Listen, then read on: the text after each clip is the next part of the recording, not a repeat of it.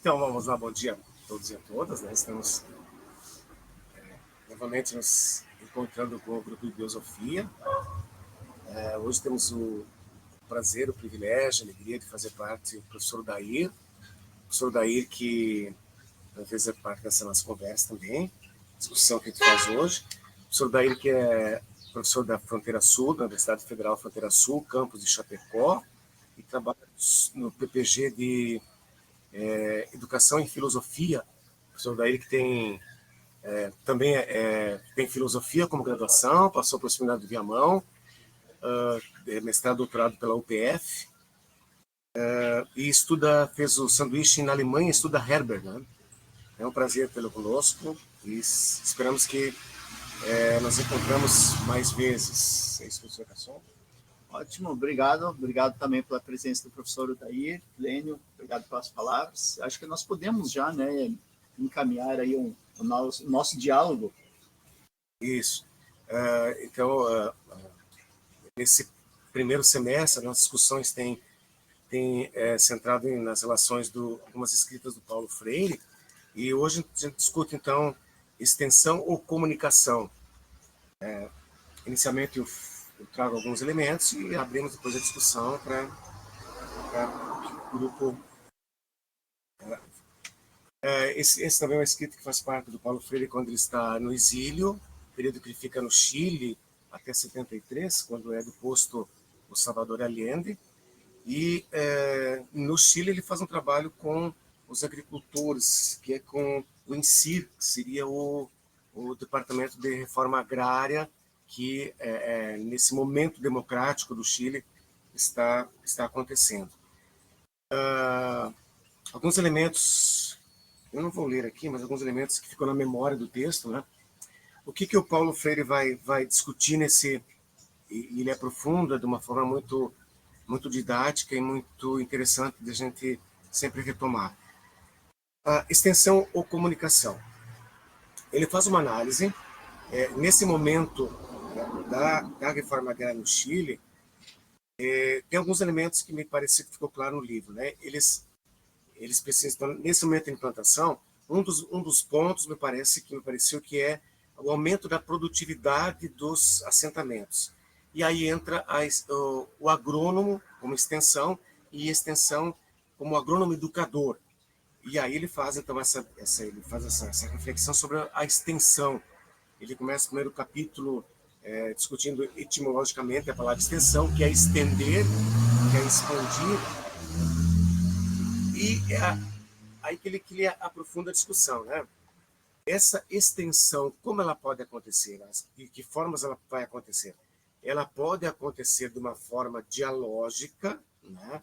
Em que o agrônomo, ele chama de agrônomo educador, vai respeitar e vai dialogar com os agricultores, ou ela acontece de uma forma vertical, e aí não se leva em conta todo o conhecimento desses agricultores.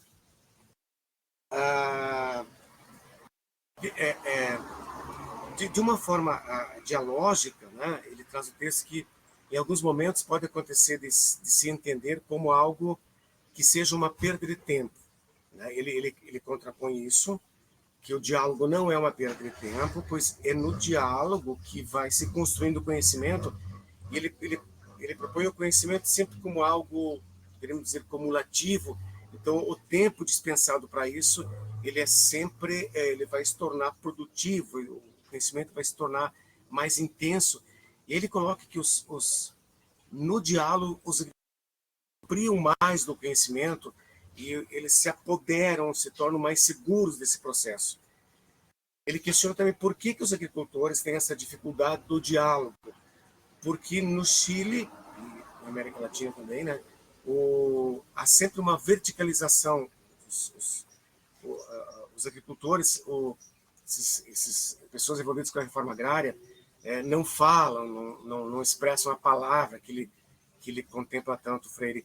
Mas essa palavra vem já historicamente da construção desses agricultores, do latifúndio, né? Eles ser uma relação vertical.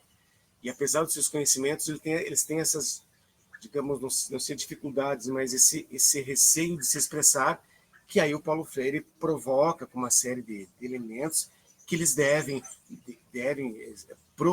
o agrônomo educador deve problematizar e fazer com que ocorra essa participação. Em alguns momentos então, ele questiona a extensão, que a extensão pode ser negativa, que é esse fator do diálogo que não faria a extensão ser tão produtiva. Ele provoca para que ela seja problematizadora, né, para que ela seja dialógica. Ele traz muito isso no texto, a questão da dialogicidade.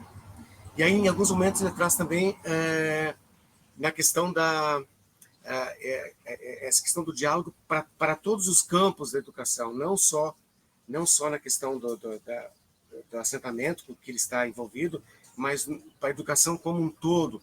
Ele traz um momento que o diálogo traz o entendimento do processo. Em um momento ele traz a questão por exemplo, da matemática, ele faz da 4 vezes 4, 16, né? Mas que o aluno tem que entender esse processo, não essa decoreba, e que nesse processo do diálogo formaria essa concepção e o entendimento do que está acontecendo.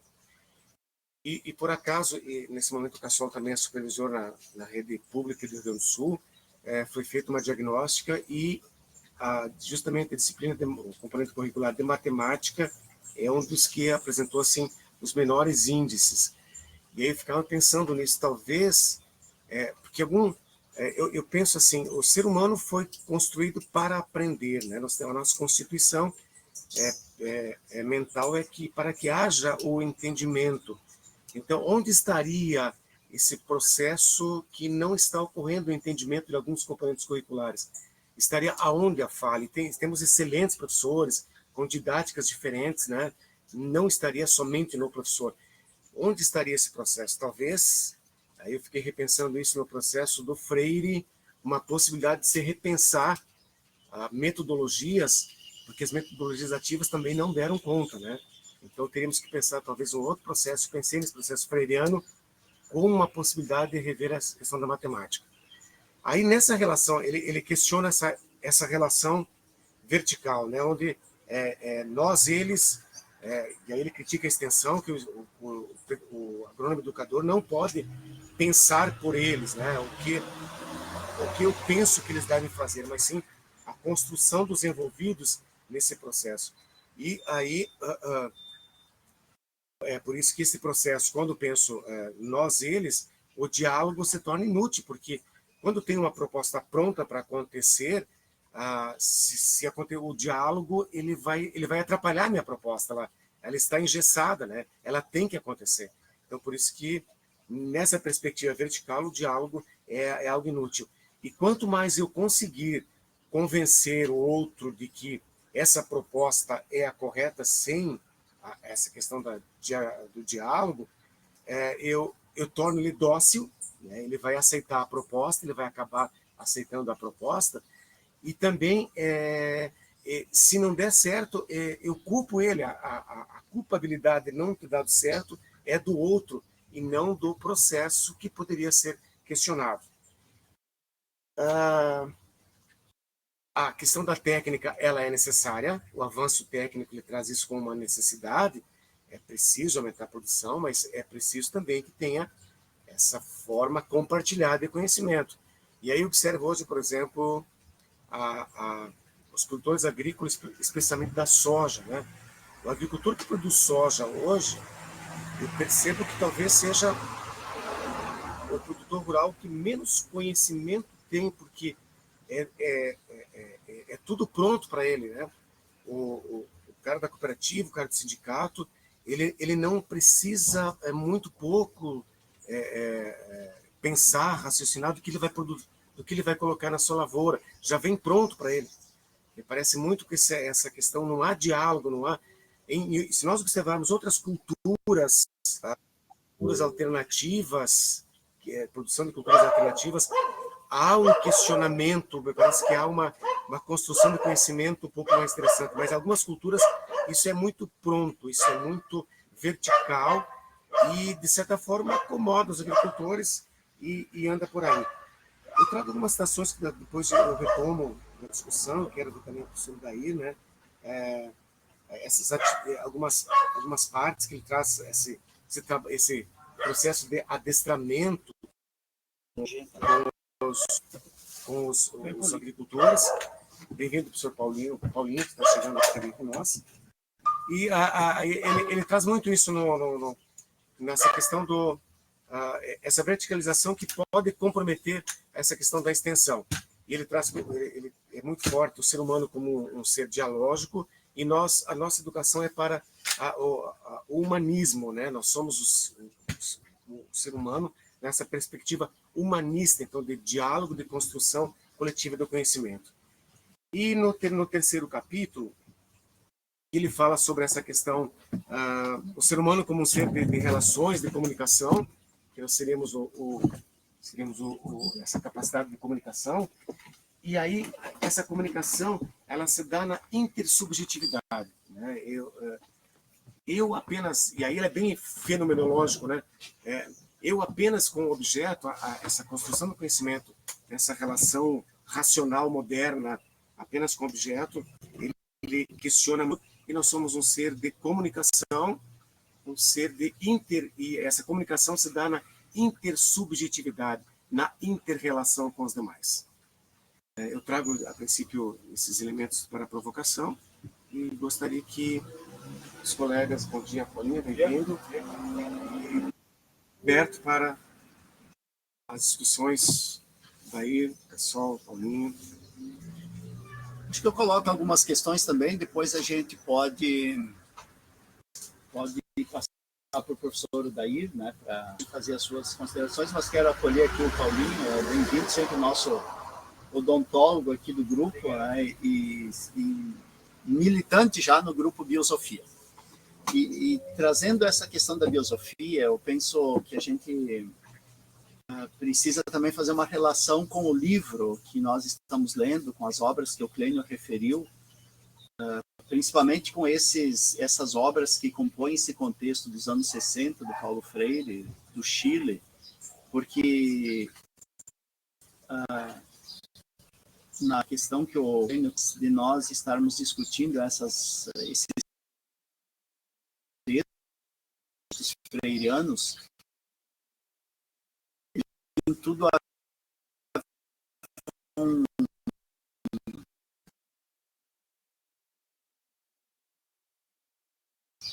a cidadania, com a cultura, com a imagem antiga, a essa, inclusive, né, e a nossa aproximação com um mundo talvez mais original, mais originário. E nós, por isso, escolhemos esse lugar aqui também. Quem nos acompanhar no YouTube, temos aqui um lugar ecológico, né, que nos aproxima de um ambiente talvez daquele que foi a fonte de pesquisa do Freire no Chile, e que é muito de uma preocupação hoje, né, que, enquanto Brasil, de preservação ecológica, de preservação do espaço que garanta a vida,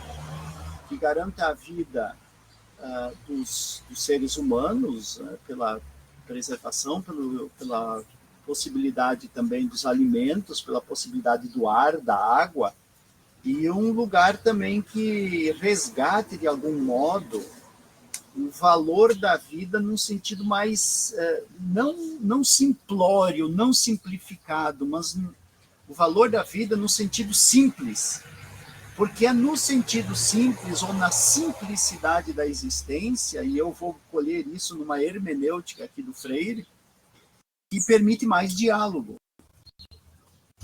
O diálogo, me parece, ele só estabelece numa condição em que há reconhecimento, que há identidade.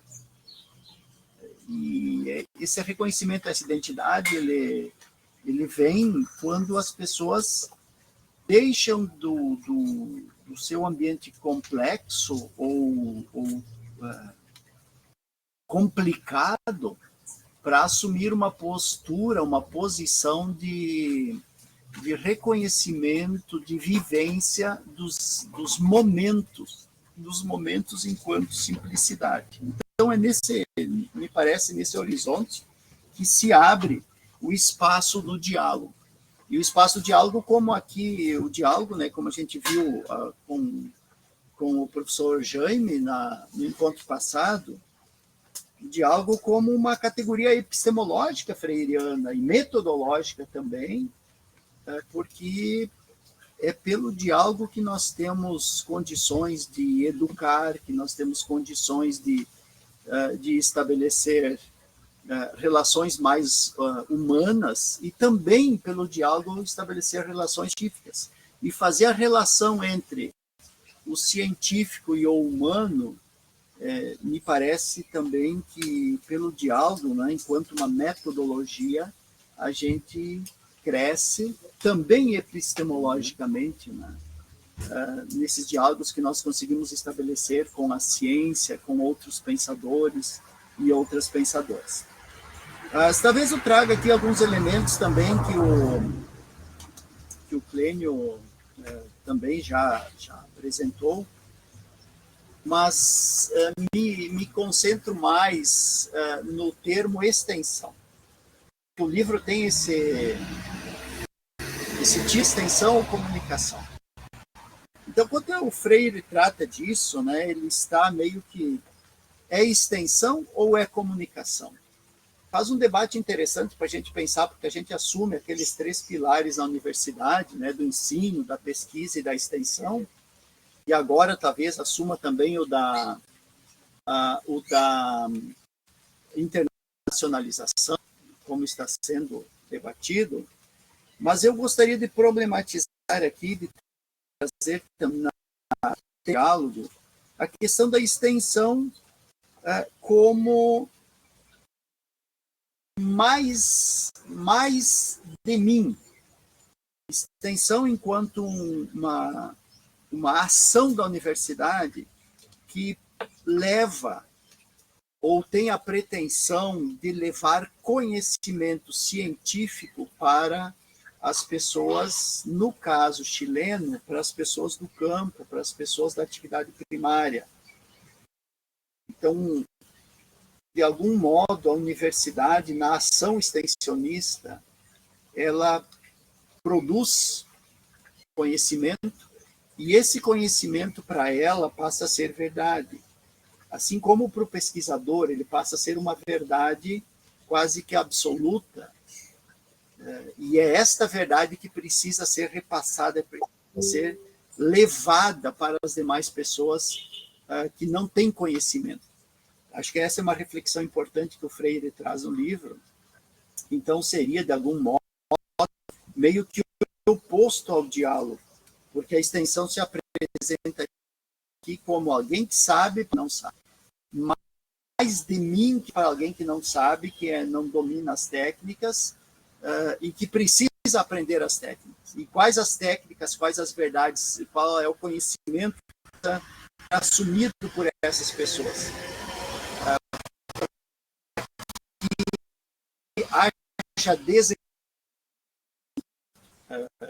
Que haja esse conhecimento que a universidade acho que é grande, porque não é mais de mim, mais da universidade para as pessoas. Mas quando nós refletimos na dimensão epistemológica, gnoseológica e metodológica do diálogo, nós estamos compreendendo que lá no campo, lá nos espaços de reforma agrária, lá nos espaços de assentamentos, lá nas comunidades, mais distante que seja, das universidades, das pesquisas científicas, né, também tem conhecimento. Também tem lá que precisam ser respeitados pela universidade. E aí abre um campo de diálogo. O conhecimento meu com o conhecimento teu, o conhecimento da universidade com o conhecimento de uma comunidade. E aí, me parece, rompe um pouco aquela questão da extensão como nós temos conhecimento e vamos levar. Se estende o conhecimento para lá. E quando nós olhamos numa perspectiva de diálogo, então o diálogo ele abre para a comunicação.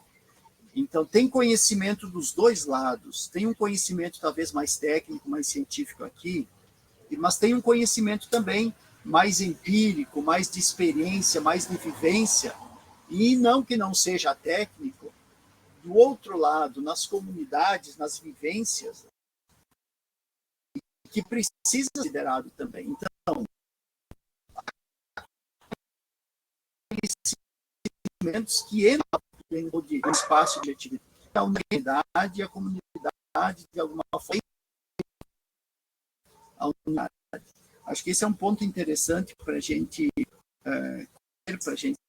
dialogar e considerar, porque me parece que a problematização que ele faz da extensão é um olhar que sabe para quem não sabe. E nós vamos discutir numa organização de movimentos ou de pessoas que têm esse ou que trouxe eles até aquele momento e conseguiu de alguma forma dar um significado para as existências dessas pessoas, também tem conhecimento ali. Então, quando se coloca o conhecimento da universidade, o conhecimento do pesquisador, da pesquisadora, de um modo impositivo, como você referiu, Plínio, aí nós temos uma invasão cultural. E essa invasão cultural ela não faz bem para a comunidade que precisa construir um modo de... Porque é interessante isso que você traz, Plínio, porque o modo dialógico, na minha compreensão também, ele cria um conhecimento com estrutura da comunidade, com identidade com aquele lugar. Tem mais condições de preservação ambiental, tem mais condições de compreender cosmologicamente e as relações todas, né? E aí se cria um pensamento complexo, mas um pensamento complexo que é gestado na própria comunidade, que é gestado no próprio ambiente, que não é algo estranho, que vem como invasão, que vem de um modo impositivo, como você referiu. Acho que é importante nós pensarmos entre tantos outros elementos, né? E aí eu linko com aquilo que você também chamou de metodologias ativas. E lendo tanto o livro que nós lemos, Ação Cultural para a Liberdade, quanto este, vai dar uma ideia de atividade, mas uma ideia de atividade enquanto protagonismo das pessoas que estão, não como uma metodologia ativa que ganha, né, que é implantada, porque metodologia ativa é aquela que foi pensada e é assim que tem que ser desenvolvida. TDICS, TINCS, não sei o quê, essas questões, né, que são estranhas ao desenvolvimento, à criação da comunidade, como diz o Paulo Freire, né? O criativo tem a atividade das pessoas que estão envolvidas naquele meio. Então, não é algo que chega imposto pela universidade, não. Metodologias ativas são essas, a rotação por estações, e etc., e outras, né? Que de alguma forma podem até acontecer, ou ser uma ocorrência comum ali da comunidade, mas e a identidade com aquela comunidade? Então, por vezes, o conhecimento científico, o conhecimento universitário, né, ele chega, o técnico, ele chega para as universidades interrompendo um processo todo. E quando interrompe um processo, ele cria uma outra vertente, cria um outro aspecto, e descontinua aquilo que já era natural, de algum modo, que tinha condições de, no diálogo, se tornar mais desenvolvido. Desenvolvido não no sentido do progresso, não no sentido da riqueza, mas desenvolvido no sentido humano, que pode produzir uma vida melhor, que pode produzir condições econômicas talvez melhores também, mas dentro de uma compreensão de que não precisa explorar o outro, não precisa explorar a natureza, porque são pessoas que desenvolvem uma compreensão do mundo onde vive, e o mundo onde vive, onde essas pessoas vivem, convivem, desenvolvem experiências, ela não tem rupturas com o meio e com o outro. Isso me parece que tem um sentido de humanidade freiriana, e quando chega à universidade, ela traz uma ruptura, de algum modo. Isso é a extensão, de algum modo, né? Você chega com uma proposta cultural que aquele povo não acompanhou o desenvolvimento, que não foi criado ali no meio. Então é estranho, e enquanto estranho parece até ser meio violento. Então acho que tem assim, você traz elementos bem interessantes para pensar, e a gente podia pensar bastante, na minha compreensão, só no sentido do termo extensão, que para o Freire, ele até meio se coloca na oposição à comunicação. Você chega a ver, você não quer saber o saber do outro, então você não comunica, você não dialoga, porque eu tenho a verdade. Eu formei isso na minha pesquisa, recebi bolsa do CNPq, do CAPES, para ter um conhecimento, e agora esse é o conhecimento. Você não respeitou também uma continuidade daquela comunidade, a vida daquela comunidade, daquelas pessoas. Acho que isso seria do educador popular, na minha compreensão. Seria talvez até, de algum modo, do próprio, buscando Gramsci, né, do próprio intelectual orgânico que se desenvolve ali dentro e consegue olhar de uma forma mais interessante, mais ampla, mais humana, talvez, né, do que os demais, né, mas ajuda os demais a crescer juntos, né, não impõe um conhecimento que sufoca, né, que reprime. Alguns elementos também, né, para a gente conversar aqui, na minha compreensão de Freire. Professor Daí.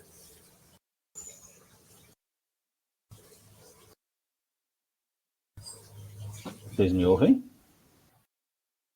Sim. Sim. Então, colegas, é muito bom ouvir vocês e eu escutando vocês falar, escutando aí o Cassol, o Clênio e outro colega, eu não conheço ainda, mas escutando vocês falar, assim, de certa forma, eu me sinto até envergonhado de não ter procurado vocês já com mais, digamos assim, com mais determinação, com mais intensidade, até porque eu gosto muito dessa perspectiva, daquilo que vocês fazem, eu acho muito interessante. Acho que essa leitura e essas reflexões de vocês aí, eu sempre acho muito interessante, sabe, pensar que nós temos, que nem temos os colegas aí também da UNO Chapecó, vocês aí têm a UNO ESC, que de certa forma, assim, eles acabam assumindo certas causas, bandeiras dentro da educação que às vezes nós na Universidade Federal a gente não chega nela por aquilo que o Cassol está dizendo, que é a ideia de uma ciência, de uma universidade, né, uma certa... E eu não digo só... Tem universidades comunitárias também que se isolam muitas vezes num academicismo, vamos dizer assim. O que eu não quero... O que não significa que a gente não tenha que fazer uma pesquisa, digamos assim, não é um destoar, por exemplo, da ciência, da academia, mas ela não pode ficar de costas para a realidade, né? Ela precisa dialogar, né? Que é o que a gente vê aqui em Freire, né? Assim, eu não sou um especialista em Freire, então eu já vou me resguardar aqui, né? Porque eu faço algumas leituras assim, mas esse texto aqui que vocês estão estudando, essa obra, esse livro, que o Clênio me passou, eu achei muito interessante, me fez pensar muita coisa. E aí sim, a gente tem que realmente...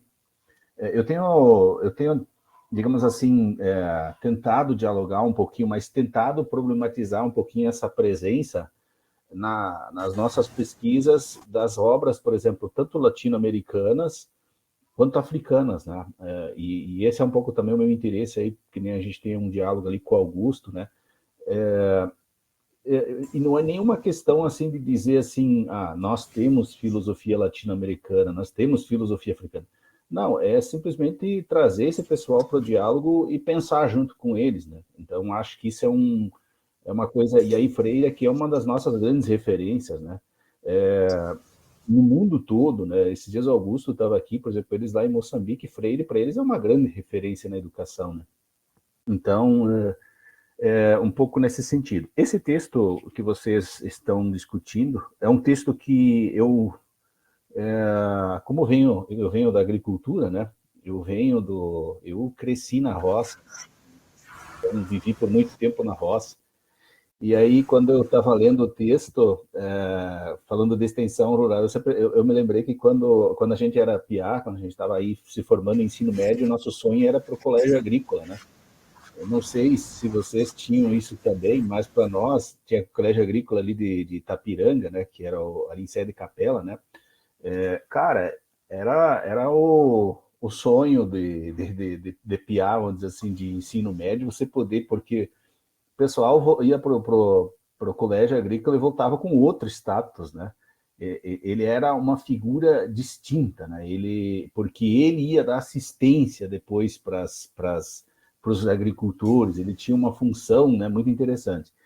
Inevitavelmente, eu fui remetido a isso com o texto do Freire, porque o que aconteceu na época aqui na nossa região?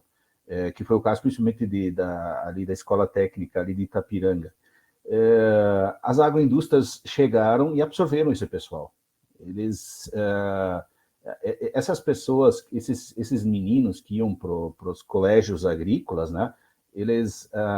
A ideia, inclusive eu fiz a seleção na época, era muito disputada, assim, era muito difícil você entrar no colégio agrícola. E aí, qual que era a defesa? Você vai para lá para fazer uma formação e voltar para a tua propriedade, lá com a tua família, e mudar essa realidade, né?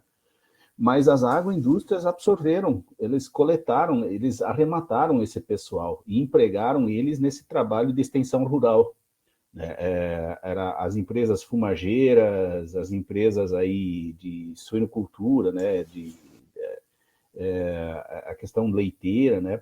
E esse pessoal, por exemplo, os casos assim mais iconográficos ou mais complexos, isso por exemplo, a produção de frangos, né?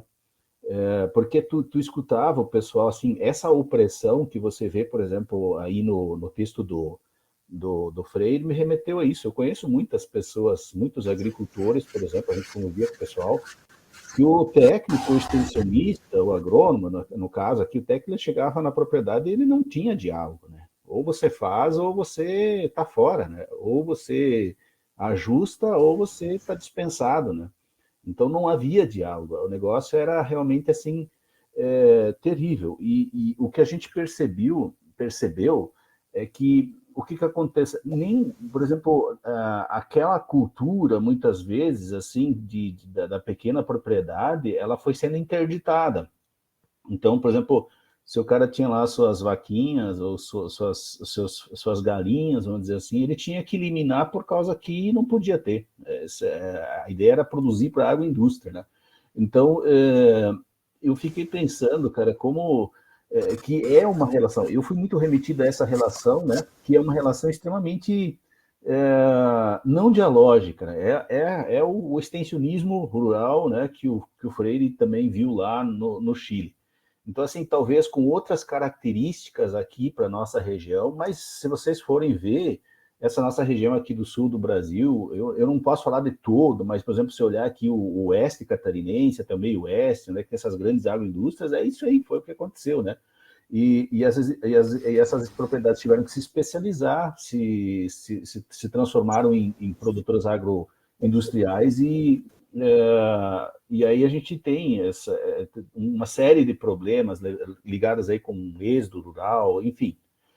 Então, assim, eu fui remetido muito a isso, né? E aí eu fiquei pensando que realmente talvez seja isso. Do ponto de vista... Então, assim, me parece que faz muito sentido isso, né? Que não tem um diálogo, não tem uma relação de horizontalidade, né?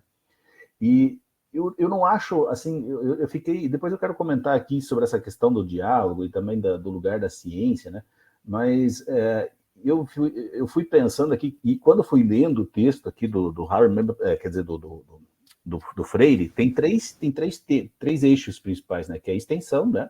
A questão da comunicação e da prática da liberdade, né? Que aparece ali mais para o final da obra, que é como essa prática dialógica ela tem que, de alguma forma, instaurar os sujeitos em uma questão de autonomia, né? eu acho que é muito importante. Essa é uma característica de Freire, pelo que eu tenho lido, assim, e que Freire, de certa forma, ali, ele dialoga com um conjunto de pensadores que sempre está no horizonte da educação, né, das educações educacionais, que é a promoção da autonomia dos sujeitos, né, do autogoverno em Foucault, ou de um sujeito esclarecido em Kant, né? E aí, falando sobre isso, quando o Freire fala sobre comunicação, eu fui remetido também a Habermas. Faz muito tempo que eu não leio Habermas, né? E eu até fui lá olhar os meus livros, puxar eles um pouco de volta para dar uma olhada, né? Porque é muito preocupante isso, né? Porque a gente pensa assim que o Habermas vai fazer também toda uma discussão falando que isso é uma espécie das condições da comunicação, que ela tem que, de certa forma, dar conta de um conjunto de uma ética da comunicação, vamos dizer assim, né? Para ela ser dialógica. Mas eu olhei ali para o Habermas e eu fiquei pensando, será que eu volto para o Habermas? Mas eu olhando assim, realmente não vou voltar para o Habermas, eu nesse momento não. Mas assim, e outro texto, assim, eu só fui remetido, isso eu só quero comentar isso, né? Que tem muita gente que faz essa discussão do Habermas junto com o Freire, né? Mas eu fui olhando, porque ele vai trazendo como que a ciência e a tecnologia muitas vezes vai interditando o lugar das pessoas, dos sujeitos, né? E aí eu fiquei pensando num texto que eu tenho, esses dias eu estava falando, tem um livro de 2023 o nome dele é Michael Bashar, eu coloquei a referência aqui no chat aqui, que ele fala, por exemplo, da terceira onda, né? A gente vê um movimento que é justamente uma sociedade tecnocrática que interdita, por exemplo, as tecnologias interditam o diálogo, né? Você não tem mais diálogo.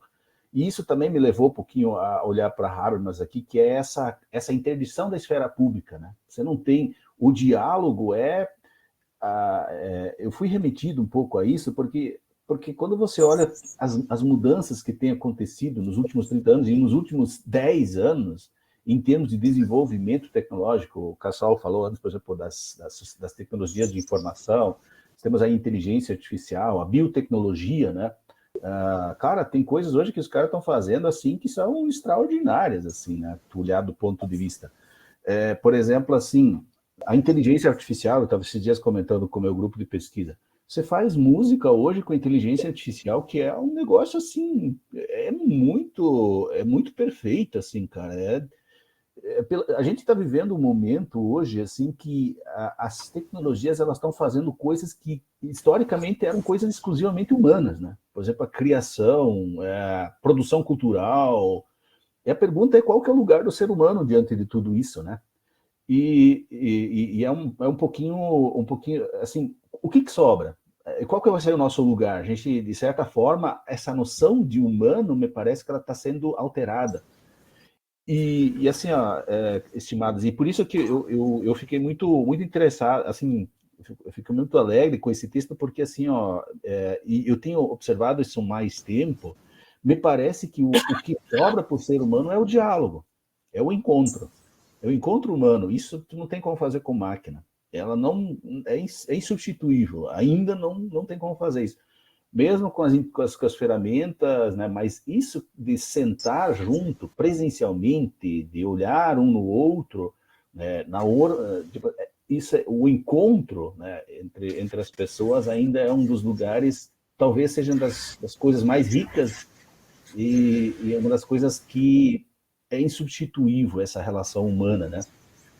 Então, eu fiquei pensando um pouco nisso também quando eu escutava vocês, né? Tem um texto que e aí tem, porque o encontro, de fato, diálogo só existe quando existe horizontalidade, né? Tem um texto do Ângelo Sens, que é muito interessante sobre isso, que ele vai tomar, que também é uma fonte do Freire, que é o Hegel, né? A relação entre senhor e escravo, né? Ele vai mostrar como que essas coisas acontecem, né? Essa relação dialógica, né? Então, assim, eu fiquei pensando um pouco nisso. Então, o diálogo é uma das coisas ainda, o encontro, eu estou organizando meu projeto pós-doc, eu estou focando nisso, né? Que é esse encontro entre mestre e discípulo, né, entre quem ensina e quem aprende, esse encontro em torno do diálogo, me parece assim que é uma das coisas, das características fundamentais ainda da existência humana, diante de tudo isso, né? E que me parece, eu fui muito remetido a partir desse texto aqui do Freire. Até porque, assim, ó, o diálogo, aí umas características aí desse encontro, né, que o extensionista, a crítica do Freire é que o extensionista vai lá e apresenta uma verdade, né, que nem o Cassol está dizendo, né? E não quer dizer que a gente não tenha que estender o conhecimento, né? Porque sempre quando há um encontro de pessoas diferentes, né? Elas têm saberes diferentes, né? E esse encontro ele tem que nos enriquecer, não nos anular, nos interditar, né? Ele tem que, de alguma forma, nesse encontro, produzir um efeito em que eu consiga olhar para mim mesmo, porque a autonomia implica, ele tem que gerar uma abertura naquilo que eu sou, no entendimento de mim mesmo, tem que gerar um desprendimento, mesmo da minha realidade, também para eu olhar para ela de outra forma, né? Então, me parece assim que isso é fundamental. E aí, assim, estimados colegas, quando você fala em diálogo, a filosofia, o método filosófico de investigação, de pesquisa, ele é essencialmente dialógico, né? Você tem lá desde Platão, né? Porque a gente não trabalha com certezas, né? A gente trabalha especulativamente, né? E o nosso parâmetro de conhecimento é o outro que vai me dar esse enquadramento, né? Vai me dizer assim, não, tu tá certo, você tá fora você está sem lógica, né? Isso a gente faz no diálogo. Só que não é uma coisa, e aí um outro problema, me parece assim, que é muito essa coisa da pressa que nós temos hoje, né? Digamos, de resolver muito rápido as coisas, né?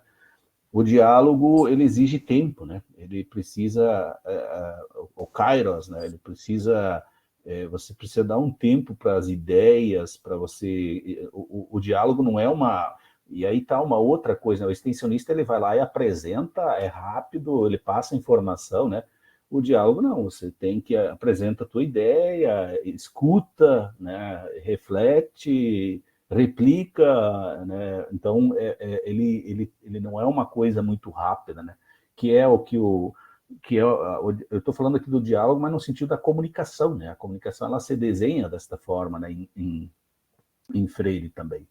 Então, e aí assim, né, ele é um lugar, o diálogo sempre é um lugar inseguro, sempre aberto, né, exige se despojar também, de certa medida, das minhas certezas, né, senão também não tem diálogo, né, quando você é muito convicto das suas ideias, a gente tem um problema, né. E aí, por fim, eu queria, eu acho assim que duas expressões que achei interessante aí do Cassol, o Cassol estava colocando assim, e eu vou colocar isso como problematização, tá? Que é assim, ó, quando você fala do diálogo, né? Quando a gente está falando do diálogo, né? É um contraste, né? O Cassol se referia assim que às vezes, por exemplo, quando você vai fazer o extensionista ou quando você olha essa relação, me parece assim, academia e lugares, a cultura popular, o meio comum, vamos dizer assim, eu vou dizer assim. A questão às vezes a gente faz essa comparação, não, lá nesses grupos, nessas culturas populares, você talvez a gente tenha a impressão de que não tenha, por causa que é mais empírico, né? Que você usou a ideia de experiência. Talvez esse descaso histórico que a gente tem na academia com a empiria pode ser um fator ali, talvez, me parece assim, que gere um certo desprezo em relação à cultura popular, né? Então, mas se formos analisar, por exemplo, as culturas populares, por exemplo, entre os povos originários, eles têm centenas de anos de experimentação, né? De vivência, né? O que é isso? Isso é ciência. A ciência é isso, né? É um processo de experimentação que você faz. Então, você dizer que não tem... a gente parece que, por causa dos instrumentos que a gente tem na academia, parece que a nossa ciência é mais válida que, talvez, as vivências quase milenares de certos povos, ou centenárias de certos povos e culturas que conseguiram desenvolver saberes que, às vezes, a gente simplesmente interdita e sobrepõe, né? Então, talvez a ciência deveria de ajudar a esclarecer mais esses saberes aí, talvez ela possa oferecer outros instrumentos, né? Mas ali tem ciência. Aí tem um conhecimento. Talvez a gente possa ajudar enquanto academia e eles possam nos ajudar também na academia, dizendo que existem outras formas de se produzir conhecimento. Então, acho que esse diálogo ele é interessante. E aí, assim, um termo muito forte que você usou aqui, Cassol, que é essa coisa da invasão cultural, que a gente vê também que o Freire usa, né? Eu acho que isso é uma coisa, eu diria assim, que é uma espécie de violência, né? Que a gente faz com as culturas, no sentido de impor outras, a gente não olhar para as formas de compreensão de mundo e que essas culturas têm, a gente simplesmente impõe uma forma como talvez a forma acadêmica. E eu não estou querendo com isso desprestigiar a forma acadêmica, pelo contrário, eu não vou falar mal do mundo que eu vivo, né? Eu acho que ele é importante, né? Mas às vezes a gente deveria dialogar mais. Esse que é o ponto, né? E assim, a gente faz uma violência cultural com uma imagem de mundo que nós temos, uma forma de olhar para as coisas que a própria ciência tem percebido ultimamente que ela é míope, né? Ela tem problemas, né? A forma como a gente olha para o conhecimento, para o mundo, a nossa forma de olhar está mudando radicalmente na forma de concepção de mundo, do que é conhecimento, do que é verdade, né? Então, talvez por isso a gente precisa de mais tempo, né? A gente precisa ir com mais calma nessas formas de olhar as coisas, né? Então, são algumas coisas que eu fiquei pensando aqui sobre o texto, também sobre vocês estavam comentando, sobre as falas de vocês, né? Mas sempre dizendo assim que eu não conheço tanto assim de Freire, mas eu gostei muito do texto, achei um texto muito fluido para ler, assim, então é muito gostoso e me remeteu a muitas coisas que eu já tinha pensado em outros momentos, né? Fico pensando também, né? Você começa a sua fala, Odair, colocando toda uma situação contextualizada aí dos seus primeiros momentos, né? Das raízes, né? De onde a gente vem também, venho da questão da realidade de pequenos agricultores, né? E fico pensando o quanto essas as atividades, a cultura, né, que se relaciona com a atividade primária, com a agricultura, né, o quanto a gente sofre, né, de influências aí também externas. Veja Portugal quando chega, né, e aí ligando com a última parte da sua fala, Portugal quando chega já anula, né, já interdita pegar o teu termo aqui de interdição, interdita toda a cultura indígena que está aí, né, com já um processo todo de construção, de elaboração, desenvolve sobre os territórios brasileiros, né, aqui, de invasão cultural, tudo dividido em capitanias hereditárias. A partir daí já vai dando margem para desenvolver logo depois o latifúndio. Você já ali desenvolve o latifúndio, que hoje a gente se debate de todo jeito, né? A ideia de exploração, não que seja só português, né? Não que seja só dessa vertente cultural de invasão, porque depois a gente tem toda a questão aí muito bem denunciada pelo Florestan Fernandes, né? Da submissão das elites nacionais ao capital externo e outros tantos autores, né? Mas depois a gente vai vendo também o quanto essas formas, né, trazidas de invasão, elas vão formatando a sociedade brasileira. Pela avícola, são os latifúndios, depois ultimamente aqui a questão da modificação genética dos insumos a partir daquilo que se chamou, né, no mercado, uma revolução verde dos anos 50, e que está causando, e aí eu relaciono com o grupo Biosofia, que está causando a morte das pessoas que vivem no campo, como nosso Oeste aqui, o Oeste gaúcho, dos maiores índices de câncer em função do uso excessivo de agrotóxicos, agroquímicos, né? Então, tem uma série de questões, né, que começa, a gente vai pensando aparelho, mas que vai vindo, vão florescendo, né, vai suscitando debates ampliados de que nós tivemos uma preocupação enquanto academia grande, intensa, de produzir mais, de aumentar a produção de sementes, como é que chama, de produtos das commodities, né, para o mercado externo, mas a mesma ciência acadêmica ela teve dificuldades de se empenhar no desenvolvimento de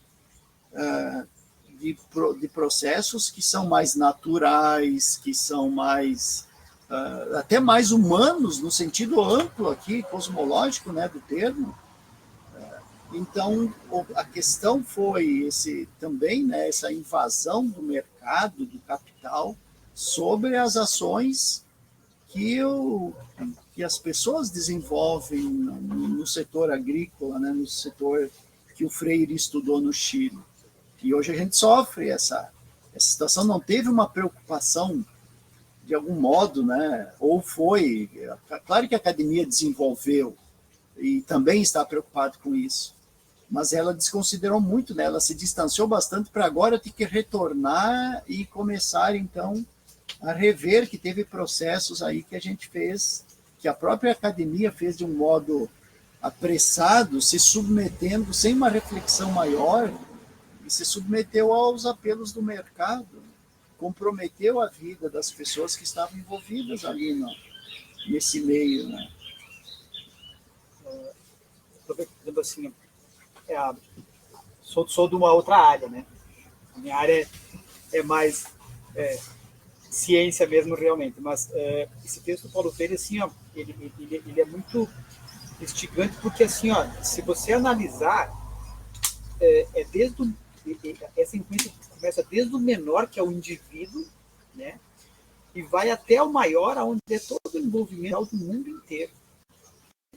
Então, todo esse entre aspas, essa perda cultural que tem ali, que muitas vezes nós estamos sujeitos a quê? Ao que vem de fora é melhor. Quer dizer, o que o extensionista traz é melhor. Mas você acaba o quê?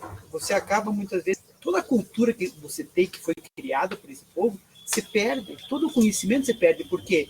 Porque tudo que vem de fora parece que é melhor, né? Então, como ele fala aqui, que todo desenvolvimento é modernização, mas nem toda modernização é desenvolvimento. Então, o que você acaba sendo o quê?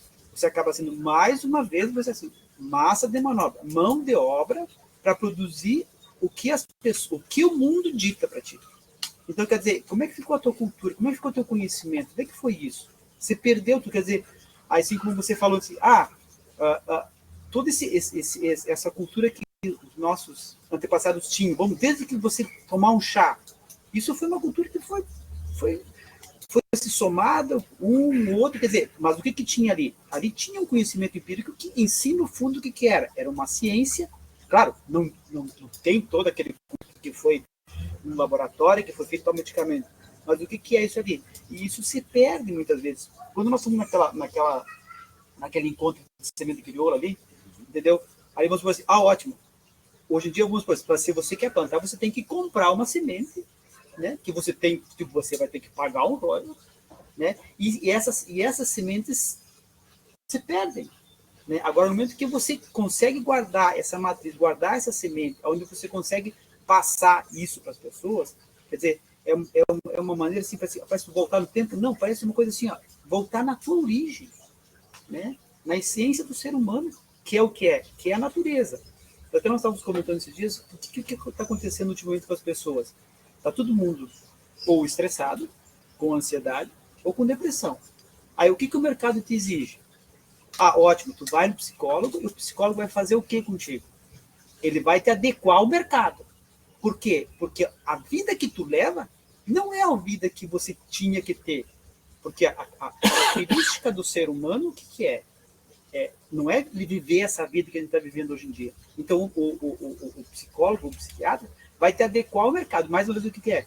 você tem um estupro cultural aí, quer dizer, você tá sendo estuprado porque você tem que ir para o mercado, encarar o mercado do jeito que a vida está levando. A vida tem que ser tudo para ontem. Então, é um texto muito complexo, né, que ele mexe, se você analisar, ele mexe com muita coisa, né, e a gente está sendo engolido por isso. E dizer assim, e você, aquela história, como eu estava fazendo com uma senhora na história, qual é a solução dela? Largar do mercado, largar de trabalhar. Mas tem como, mas o mercado está desse jeito. É assim que as coisas funcionam. É assim que tudo tem que ir. É uma coisa muito ao mesmo tempo, você se sente impotente. E se nós voltar um pouquinho para como estava falando aqui, para a cultura indígena, o pessoal fala, por que o indígena tem que produzir terra, tem que pegar aquela terra e produzir? Mas é contra a cultura dele. É contra ele tendo subsistência, para ele tá bom, tá certo? De repente, para nós, o branco tá errado. Mas esse é o jeito dele viver. É assim que ele vai viver. Tá bom assim para ele. Não quer dizer, como disse, porque o certo hoje o que é? É desmatar, produzir soja para vender para fora, para ganhar dólar. Quer dizer, isso tá certo? Como disse, ao mesmo tempo, como eu falei, como é que está sendo criada a nossa universidade? Quer dizer, esse extensionista para educar, ele já teve um conhecimento, ele já foi educado de um jeito que ele tem que colocar isso. Então, será que não tem que rever a própria criação, né? Claro que isso muitas vezes aquela história, tudo gira muito na questão do interesse, né? É um interesse financeiro, né? É uma coisa muito eu achei um texto assim, embora como eu só tive tempo para ver, né? Mas um texto que realmente vai desde do mais simples, da perda da cultura da pessoa, de você mudar a identidade de uma pessoa, né, até assim, você mexer com toda a estrutura de uma comunidade, de um país. Né? Às vezes isso acontece meio que, né? A gente se apropria de coisas que não é nossa. Seria interessante se pudéssemos ter desapropriado Paulo Freire enquanto poder ter dialogado com ele, né? Enfim, né? Mas o texto me fez também meter algumas coisas. Eu acho que essa questão da extensão, né, era um processo meio latino-americano. Tenho lembrança, tenho memórias assim dos meus tios eram envolvidos com essa questão da extensão.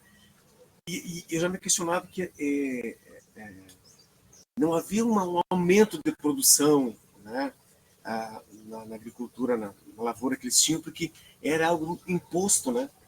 Havia esse envolvimento, mas o resultado não chega a algo. Tanto é que ela meio que no Brasil a extensão ela meio que desapareceu, ela está meio latente de forma porque não houve esse diálogo, ela foi impositiva, né?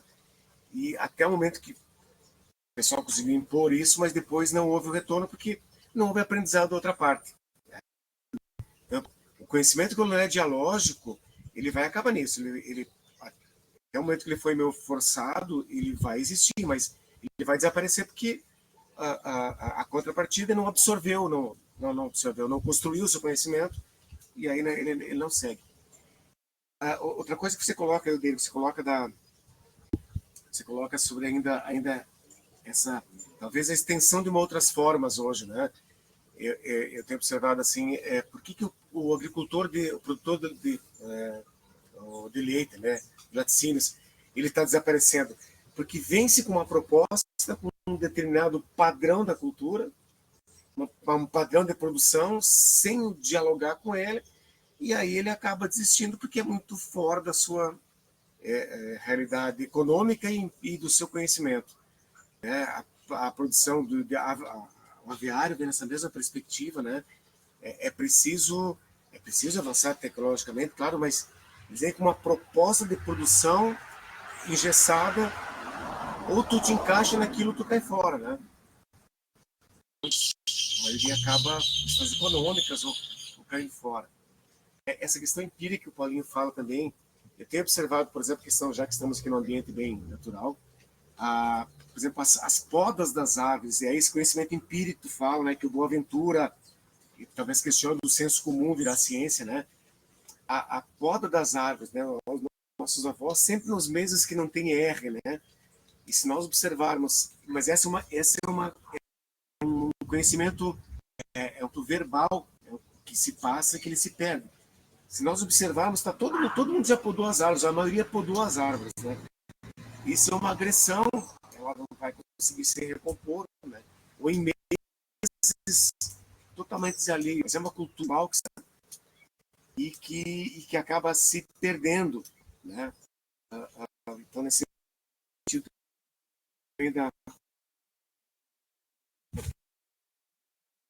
esses empíricos não são técnicos, mas que eles existem. Como, né? Às vezes, somos nós, quando fizemos esse cultural, o Paulinho fala, esse contexto, né? E me fez pensar como eu, a forma mais exitosa, mais vezes fazer isso, né, Cassol?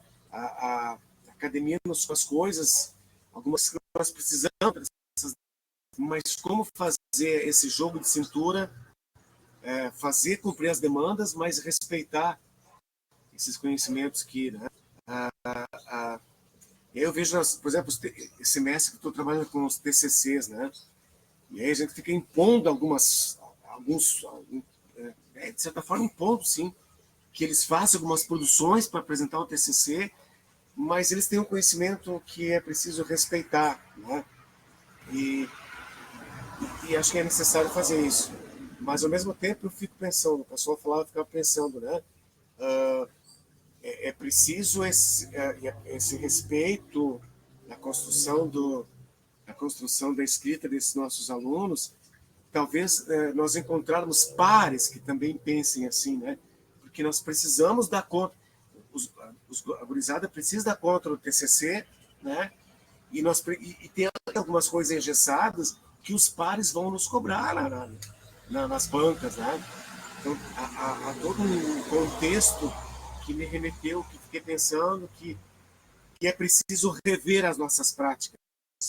É preciso rever as práticas, né? Principalmente no sentido de nós levar esse conhecimento técnico mais elaborado para os nossos alunos, mas também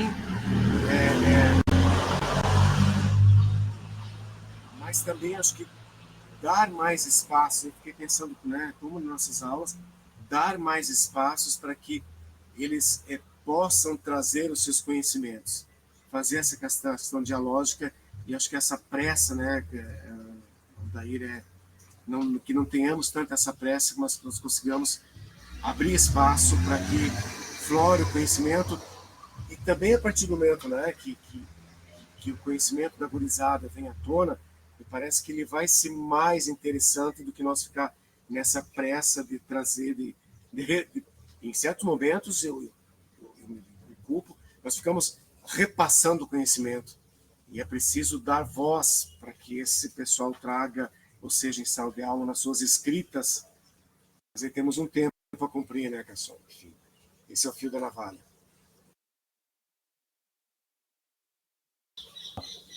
Tem várias questões para pensar, né?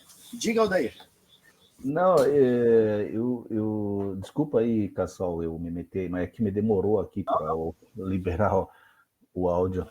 Eu estava pensando aqui, Clênio, também nas tuas considerações, e voltando, por exemplo, sendo remetido de volta para aquela cena, né, que é o contexto da agricultura da nossa região. Quando você analisa, assim, e a gente sabe, que nem vocês mesmos falaram e comentaram, por exemplo, a nossa região aqui, o oeste catarinense, o noroeste do Rio Grande do Sul, entrando aí no oeste, sudoeste do Paraná, por exemplo, Cascavel, a cidade de Cascavel é uma cidade que tem um dos maiores índices de casos, quer dizer, tem índices alarmantes de casos de câncer, né? A água as fontes de água que abastecem a cidade de Cascavel, o percentual de presença de metais pesados, por exemplo, é acima do aceitável, assim. Então, assim, e isso principalmente por conta das práticas de agriculturas, né, extensivas, né, produção de soja, principalmente, né, e que, de certa forma, comprometem a saúde das pessoas dessas regiões, né, e não precisa nem de pesquisa, de muitos dados, é só vocês olharem em volta, né. Eu tenho certeza que nas famílias, nos amigos, vocês têm casos, dos conhecidos, vocês têm muitos casos aí de pessoas com câncer. É impressionante, gente, é um negócio assim que é assustador quando você olha assim. E então, assim, e tá mais do que assim, tem muitas pesquisas, muitos estudos que relacionam isso com o uso indiscriminado do agrotóxico, sem controle, né? Sem uma regulamentação mais adequada no sentido de limitar esse uso, né? Em outros países, por exemplo, assim, você tem uma limitação por exemplo, assim, de quanto que você pode usar. É feito coletas de exames, coletas, digamos assim, da terra para ver quanto que existe de residual desse uso. Nós não temos isso. Ninguém faz essas investigações, esse controle não existe. Então, por exemplo, o agricultor lá por exemplo, hoje se aplica veneno com drone. Cara, isso é uma coisa que em certos lugares precisaria ser muito bem regulamentado, porque o drone, aquela pulverização, ela se espalha, a concentração desse material que você usa é muito maior, né? Não é que nem aquele pulverização que se mistura com água, ele é muito mais concentrado. Então, assim, é bem complicado isso, né? Então, no Brasil, a gente tem essa ideia e está ligado, assim, com uma agricultura com uma agroindústria. Pensa assim, ó, aquele agricultor, por exemplo, na nossa região. Então, ele produz frangos para uma agroindústria. Ele não pode ter frango, outras galinhas e outras aves na propriedade. Ele tem que eliminar tudo. Então, assim, agora essa forma de produção industrial, ela é extremamente produzir commodities, né? Porque tem uma grande empresa, grandes investidores que ganham com isso. É uma forma de se produzir lucro de tal. E aí, assim, olha só que contradição. Ele produz lucro para grandes empresas, commodities, e ele tem que negar a sua forma de subsistência. Digamos assim, ele não pode fazer aquela pequena agricultura, produzir aqueles alimentos, ele tem que abrir mão dessa forma de vida e se torna uma espécie de produtor de commodities, né? Ou seja, cara, olha só que violência que é isso, né? Do ponto de vista cultural, extensionista, é muito agressivo isso. Então, assim, e aí assim, ó, eu coloquei um link aqui no chat de N formas alternativas de produção. Você sabe que o Ernest Goetz, que é esse cara, não sei se vocês já ouviram falar da agricultura sintrópica, provavelmente vocês já ouviram falar sobre esse autor, esse pesquisador suíço ali. É uma das formas, existem outras formas, né? Se tem uma coisa, eu um dia fiquei assistindo um documentário sobre a forma como ele trabalha, né? A filosofia dele. Ele diz assim, olha só, ele trabalha só com podas, tá, Clênio? A principal ferramenta de produção dele é podas, mas ele vai dizer assim que o que a agricultura tradicional faz? Ela tenta impedir que outras plantas cresçam. Ele passa o veneno, só aquela que cresce, por exemplo, soja, só cresce a soja. A natureza está ali, né? A vida está ali querendo aparecer, sabe? Ela está ali, o que a gente faz? A gente queima ela, a gente impede que ela surja. E ele trabalha de forma de dizer, tem que fazer a vida brotar, tem que fazer crescer e só podar, cara, só fazer o manejo, né? Então, é muito interessante. E a experiência dele, ela está sendo empregada mundialmente, né? Eu estava olhando aqui, Namíbia, Costa Rica, são, por exemplo, países que adotam. Portugal, agora ele foi lá fazer um trabalho que é justamente você entender como a vida funciona, como ela se processa, e trabalhar com ela, não contra ela, né, digamos assim. Não é... E aí, assim, por exemplo, quando você olha para a nossa agricultura, tem um documentário que diz assim, quando você pensa a produção de grãos no Brasil, ela não é... cereais não é uma coisa da nossa realidade. Por exemplo, trigo. Trigo não é uma coisa europeia, né? Nós aqui temos outras formas de produzir. Num hectare de agricultura, 2 hectares de agricultura sintrópica, você produz alimentos assim, à revelia, e alimentos saudáveis, sabe? Então, só que isso não atende à agroindústria. Pensa quantas pessoas poderiam estar empregadas no campo, né? Que poderiam ter formas de vida muito mais saudáveis, né? Que não precisariam estar penando, que nem o colega diz assim, com ansiedade, em depressão, né? Digamos assim, sendo empurrados para um sistema, se elas pudessem talvez viver aí numa pequena área de terra, se eles pudessem produzir quantos tipos de alimentos, frutas saudáveis você poderia produzir, criar uma rede de distribuição, se você tivesse outras formas de vida. E assim, não precisaria trabalhar 12 horas por dia, 10, 12 horas. Essa forma que o Ernest coloca, assim, ó, você trabalhando 4 horas por dia, você produz alimentos suficientes, cara, tipo assim, para tu viver e para tu comercializar, e saudáveis, né? Então, são outras formas que estão vindo isso, e aí, voltando aqui para o Freire, talvez a academia teria que dar mais ênfase. Você pode olhar que nossos cursos, ainda que estão voltados a essa área, ainda são extremamente ligados à agroindústria, à produção em grande escala, né?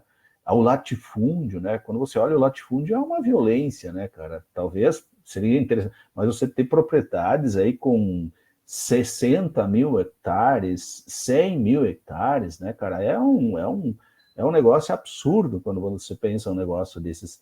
Mas ainda é o discurso, usando aqui agora Foucault, né, é o discurso ainda que normaliza essa ideia de ciência, de produção, né, é o que é hegemônico, né, usando um outro termo aqui. Então é o que está colocado como uma normalidade. E você pode ver que quando alguém fala de outras formas, ele é ridicularizado, né? Ele é colocado como uma coisa inviável. A agricultura, por exemplo, sintrópica, ou a agrofloresta, a agroagricultura é vista como uma coisa muito... rotulado como se fosse uma coisa que não faz sentido, né? Que fosse uma coisa atrasada, arcaica. E, na verdade, não é, né? Talvez o outro lado que seja o bruto, seja o, digamos assim, o agressivo, o violento, né? Então, só que é uma desconstrução que a gente tem que fazer, e a academia tem um papel fundamental, a educação tem um papel fundamental nisso, né? O que acha? Eu estou viajando muito? Voltando um pouquinho no caso que para a máxima do Freire, né, que a educação é libertadora, né? Mas muitas vezes parece uma redundância, né? Tu quer educar, mas ao mesmo tempo tu educa e tu aprisiona a pessoa. Entendeu? Tu quer educar daquele jeito que você quer, colocar aquilo na cabeça daquela pessoa, e aí você fica limitado, tipo assim, a todo o teu padrão, limitado ao que aquela educação colocou para ti. Né? Quer dizer, você esquece tudo que você tinha, que você adquiriu com o tempo, e a educação te coloca aquela ideia onde o moderno hoje, o atual, o certo, é você ser englobado por essa cultura, por essa educação, por esse conhecimento que muitas vezes não tem nada a ver com a tua realidade. Né? É uma coisa muito, como dizer assim, tu repensar realmente onde é que nós chegamos hoje, e o que eu vejo talvez assim, ó, talvez eu acho que a coisa também não está tão perdida, porque eu acho que a humanidade está sedenta, tipo assim, tá sentindo na pele, tá sentindo na carne que a coisa não vai dar certo.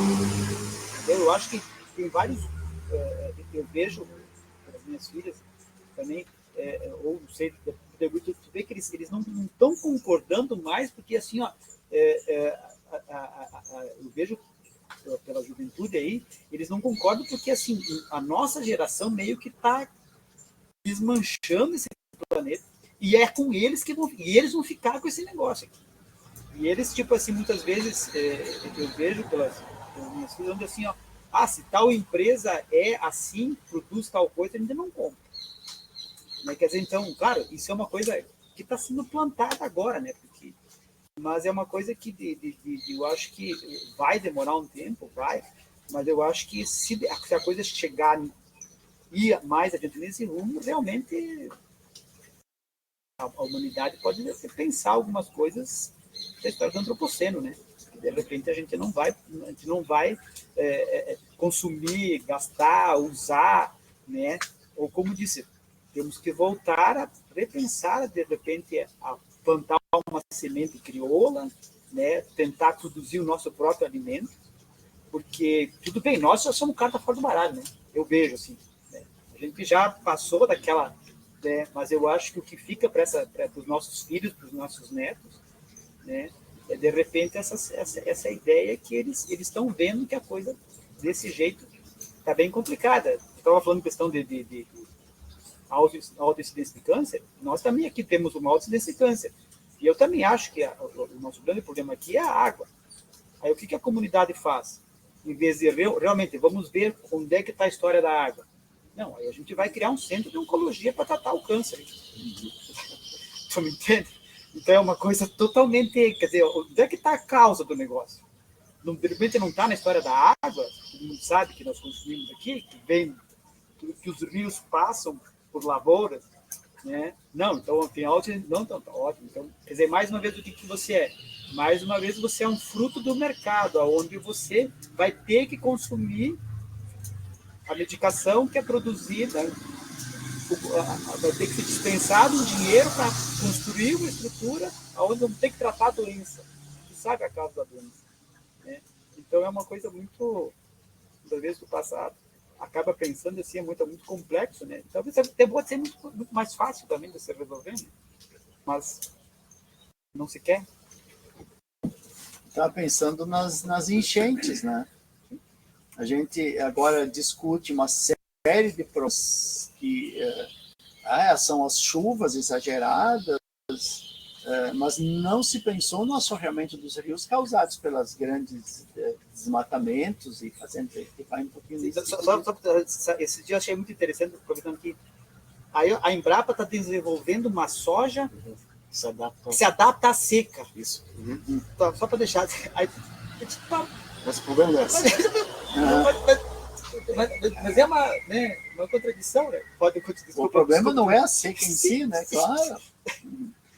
Mas gostei também do que o Odair trouxe, né? A questão de como a gente pensa, às vezes, pensa outras coisas, né? E deixa de pensar aquilo que é originário, né? Nós cultivamos soja, que não é nosso. E fazemos o grande capital do Brasil hoje circular em torno da soja, que é asiática. Produzimos para eles. Os cereais, como ele disse, não são nossos, né? Nós temos dos cereais o milho aqui, o restante não é nosso. Chegou, até a gente fica cultivando as questões que não são nossas, né? Trazidas, claro, por uma invasão cultural. Seja Portugal, seja Inglaterra, seja a Holanda, seja a própria França, trouxeram coisas aqui que são estranhas para nós, né? E a gente fica nessa... Isso também é invasão cultural, né? É uma forma de dominação, que traz uma cultura nova aqui. Os ingredientes não tinham domínio, né? E claro, domina. Eu apresento isso porque eu sei cultivar isso, agora vão aprender comigo. É também um pouco, né, da universidade, né, da extensão, diz, olha, aqui está o bom para salvar o Brasil. Então vamos salvar a economia, o sistema financeiro brasileiro, a economia brasileira com produtos que vêm de fora, né, que nós dominamos. Talvez é mais cômodo, né? Mas eu vejo a grande mídia usar sempre o novo normal, o novo comum, que agora é normal as enchentes, que agora é uma questão bem... Mas acho que o Sr. Jaime sempre fala muito isso, né? Existe uma proposta hegemônica, mas ela não é única.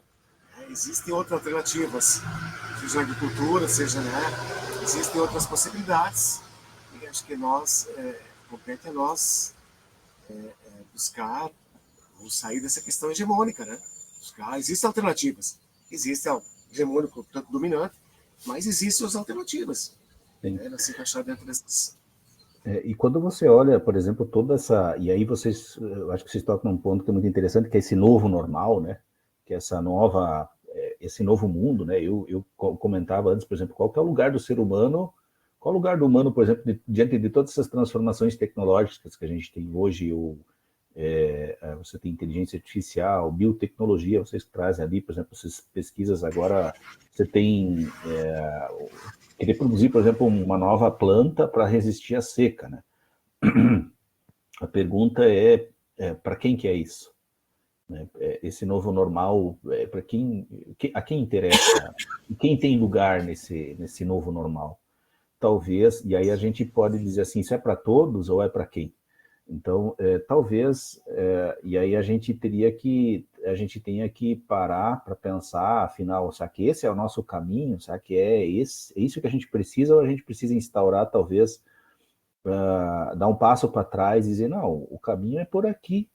Talvez para nossa felicidade, para nossa existência, isso não seja necessário. Ou a gente não colocar isso como recuar isso no centro e deslocar isso para a margem, dizer assim, tal, isso é muito interessante, é fundamental, pode nos ajudar, mas desde que nos ajude aqui, nesse outro lugar, nesse lugar alternativo, né, que inclua mais pessoas. Eu estava falando aqui talvez de uma agricultura mais ecológica, de uma agrofloresta, alguma coisa assim. Talvez o lugar seja aqui, como que a tecnologia pode nos ajudar a melhorar esse lugar, mas isso aqui é para todos, né?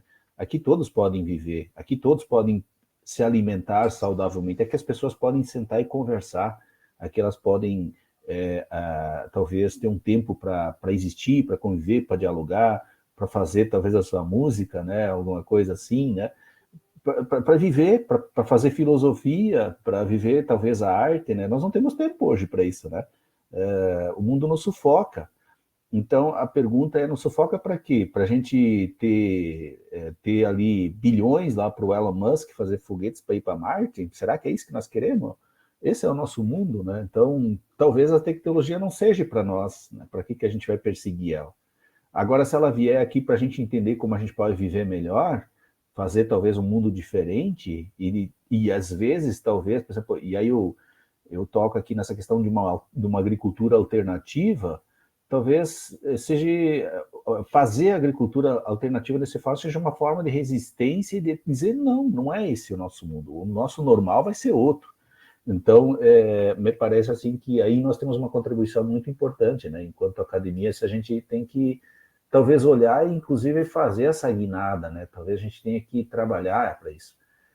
Esses dias o Augusto estava aqui, né? O Augusto, e nós conversamos muito, cara, e eu achei muito interessante porque a gente ultimamente tem feito muitos eventos remotos, né? Inclusive nós estamos fazendo remoto aqui, que é uma facilidade, mas o encontro presencial é diferente, né? Eu via assim, nem todos participaram, porque a piazada, mesmo no mestrado, dizia assim, não, se não for remoto, eu não tenho tempo, papapá. Olha só, né? Olha o nível que a gente está, né? Mas quem foi junto, a gente fez uns momentos assim mais formais e uns momentos mais informais, e a piazada, tu viu o brilho nos olhos deles, com possibilidades de conversar com a pessoa de um outro lugar, de uma forma diferente, de fazer essa vivência, assim, né, de conversar. E uma das coisas que me chamou muita atenção é como nesses países também, por exemplo, cara, quando você olha Moçambique, né, um país que recentemente fez a independência, são década de 70, que eles se tornaram autônomos, deixaram de ser colônia, né, por exemplo, portuguesa. Mas hoje lá, por exemplo, a dificuldade que eles têm de pensar formas alternativas, de que sua cultura seja respeitada, da gente contribuir com a cultura deles, né, para eles fazerem coisas diferentes, que as grandes empresas, por exemplo, França explora lá o gás natural deles e não paga tributo para eles. Cara, é um negócio assim complicado e o risco muito grande de que então o desenvolvimento que se propõe para esses países seja um desenvolvimento que não atenda, que não respeite a cultura deles, que não atenda o desenvolvimento deles. E logo eles vão passar pelo mesmo processo que talvez a gente passou, que é essa da agroindústria, de ser explorada. A presença chinesa, por exemplo, dos chineses na África hoje é um negócio assim assustador. né? Eles investem em todos os campos, em todos os espaços, financiam, ó, tem dinheiro aqui para vocês fazerem, mas o interesse deles é outro, né? Então, são coisas que talvez a gente possa ajudar a pensar, e, enfim, que talvez seria interessante se eles tivessem um outro rumo, né? Quando a gente pensa que eles tivessem um outro caminho, né? E aí essas parcerias, elas são interessantes, talvez até nós, enquanto universidade, a gente é interessante a gente oferecer e mostrar luzes, né? Para isso também ajudar a pensar essas coisas, não mostrar luzes, né? Porque daí a gente é extensionista, né? Mas também tem a luz, né, a luz da democracia, né, da partilha, do diálogo, que também pode ser uma luz, né? Mas eu acho que você coloca bem, né, fazer uma análise assim bem ampla, né, das possibilidades que a gente tem. Se a gente vai analisar, né, como diz o Paulinho, a gente tem mais possibilidade do que limitações. Mas a gente, por vezes, também a própria universidade acaba ficando limitada a pensar dentro daquele conjunto de situações que já foram gestadas para serem pensadas e para dominar, né, para controlar, para criar uma cultura de reserva ali. Olha, é dentro disso que nós podemos transitar. E a gente esquece um pouco na proposta do inédito viável dele, que tem coisas ainda, né, que podem ser pensadas e que são viáveis, né, que não foram pensadas, né?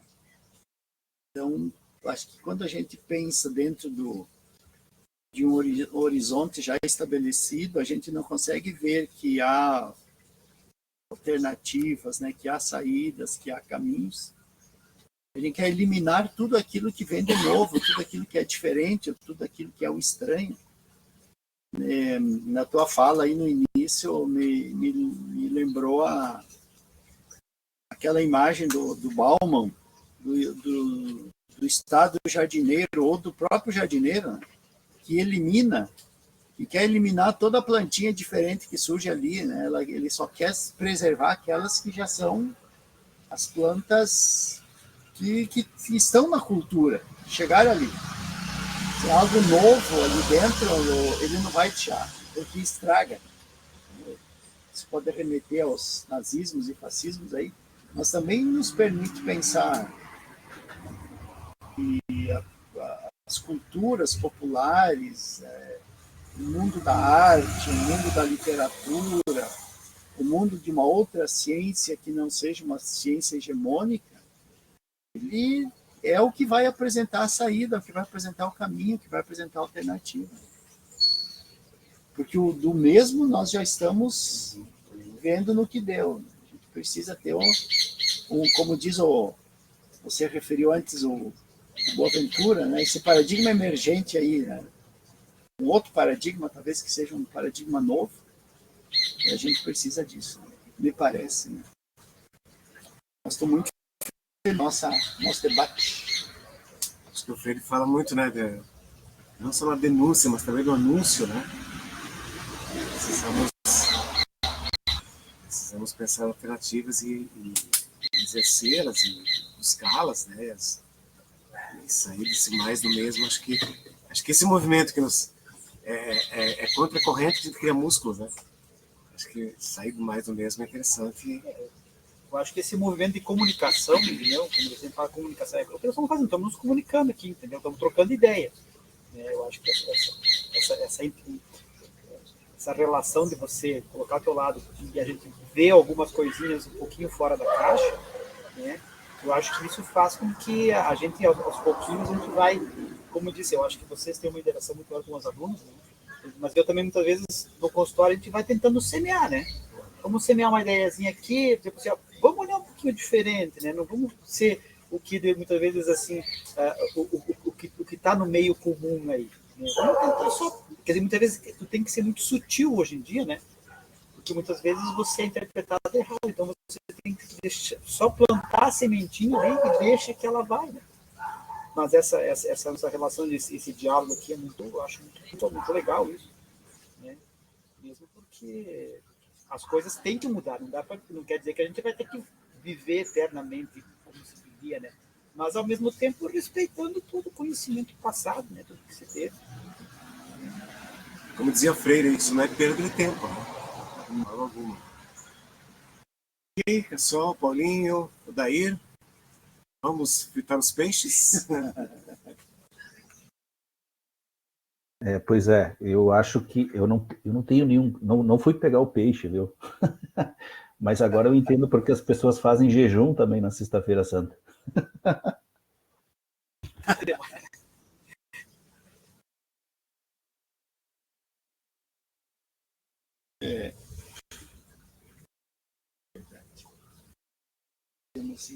Eu acho que sim, né? Isso. Acho que agradecemos, né, imensamente a tua participação. Isso é reproduzido depois, né? Também essa nossa partes. Fazer umas edições, né, Odair? Bem tranquilo, viu?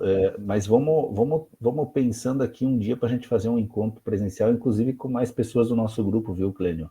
Acho que a gente pode ampliar e trazer também, estender o convite. Acho que vai ter outros colegas que vão participar também, tá? Acho que sim. Digamos, você está em Chapecó, Odair? Eu estou em Maravilha. Maravilha. Uhum. Nós podíamos haver um meio termo aí, né?